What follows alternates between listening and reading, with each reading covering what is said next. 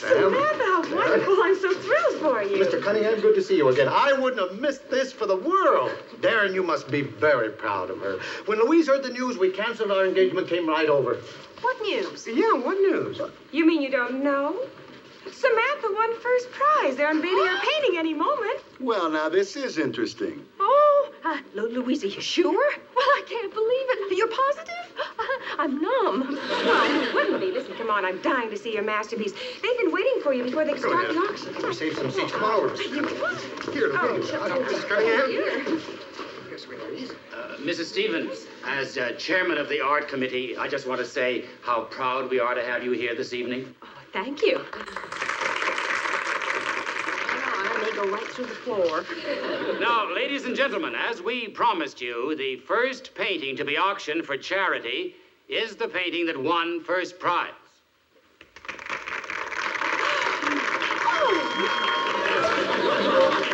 We'll invite our guests to come up and examine the painting before the auction begins. Sam, that isn't yours. I know. Mr. Chairman. The signature. Look at the signature. I want to tell you, Mrs. Stephens, I'm not used to paintings at amateur art exhibits saying I know you, but that one definitely is speaking up. I wish you'd say where it came from. All right, now your attention, please. The bidding is about to commence. Now, do I hear an offer? I have an awful feeling $25. that he's going to bid for it. 30. 35. Well, now I have a... That may be my signature, but it's Mother's handwriting. I'll bid against him. I'll see if I can figure this out. 35 once. 35 twice. 36. Now I have a bid for $36. You people in the back there, I haven't heard from you. Mr. Higgins, do you have a bid? Oh, I get the hint, Stephens. I forgot it was for charity. Don't worry, Stephens, I'll go along. $200. Now I have a bid for $200. Do I hear more? 200 once. 200 twice. $300. $300. Do I hear four? $400. Stephens, I want that painting. Yes, Darrin, what is this? He wants that painting. I'm sentimental. Oh, you weren't sentimental a while ago when you could have had it for $25. I'm a man of many moods. 400 once. 400 twice. 410? I have 410. Do I hear 500? 500. I know you can hear me. How could you do such a thing? Will you please answer me? It's urgent. Oh.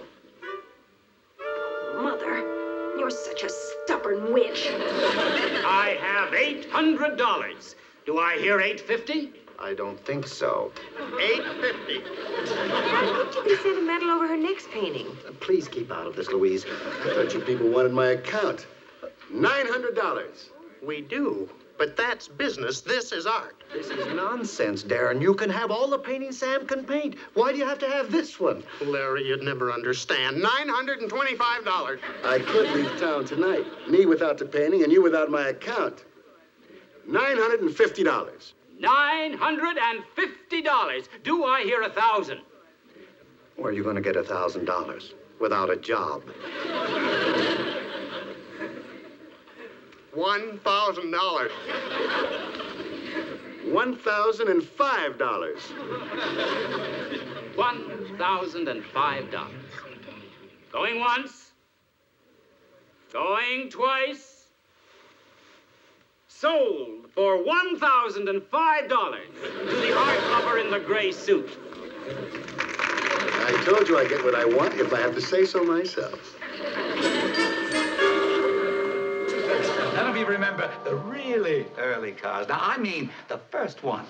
For instance, who remembers the Lexington Minuteman? Now, there It was a four-cylinder, four-passenger sports car, early 1900s. But the interesting thing is it had bucket seats. My great enema had one. I haven't thought of it in years. Well, that's all right as far as you went. But the valve system. Ed, to be completely accurate, The Lexington was hardly one of your first cars. After all, the internal combustion engine, the first patent was taken out in 1886 by Gottlieb Daimler, and credit's generally given to a man named Krebs for all the features that we find in today's modern car. He designed the Panhard in 1894, which... Right. Would you mind refilling my glass? Darling, since when have you been so interested in old cars? Yes, I was wondering that myself. Well, I'm not. But I was doing some research on automobiles for a motor car campaign we were doing back on June the 16th, 1963, and I just picked up a little information here and there. Picked up? You made a career of it. My refill, please. Yes. Ed, Darrin tells me that you're quite a music lover. Yes, Ed, tell us about it. Well, I must say I do pride myself on my knowledge of... Does your husband know music, Samantha? Not really, no. We hope. Well, you see, I'm particularly interested in that creative giant, Ludwig van Beethoven. Oh. Beethoven? How nice. You know, there's an enduring vitality in all the great music of the classical period. Now, you take Beethoven. Well, excuse me, Ed, but as I understand it, Beethoven was what we call a transition composer. Darrin. Now, the composers of your classical period were Haydn, Mozart, your romantic composers, Chopin, Schumann. Beethoven and Schubert, they came in between, therefore, transition, QED. Your husband doesn't know music? I don't. Just something I picked up from the notes on a record album. You remember, Louise, that album of symphony favorites you gave to me on my birthday 8 years ago? So now it's our fault, huh? Ed, Larry's been thinking of putting in a wine cellar, and we don't know anything about it. I just wondered if you could advise us on anything we should get. Oh, boy. As a matter of fact, There's something about French wines that I'll bet none of you know. In 1875... Darrin. In a moment, dear. There was a terrible blight in the French vineyards. Darrin, I'd like to see you in the kitchen. Right now. Oh. Well, excuse me, folks. Back in a minute. Why don't you take over, Ed? thank you. Now, about that wine cellar. Now, that's something I really know. We built one, you know. Well, what has gotten into you? Honey, isn't it marvelous? Only a few sessions with that great little book, and already my memory's increased 1,000%. I can't imagine what it'll be like after I finish it. I dread the thought. Don't you see that Ed's just about ready to kill you? Why? We have so many interests in common. Honey, can't you see? Isn't it exciting? It's total recall, that's what it is. And your mother thought I couldn't handle it. Ha!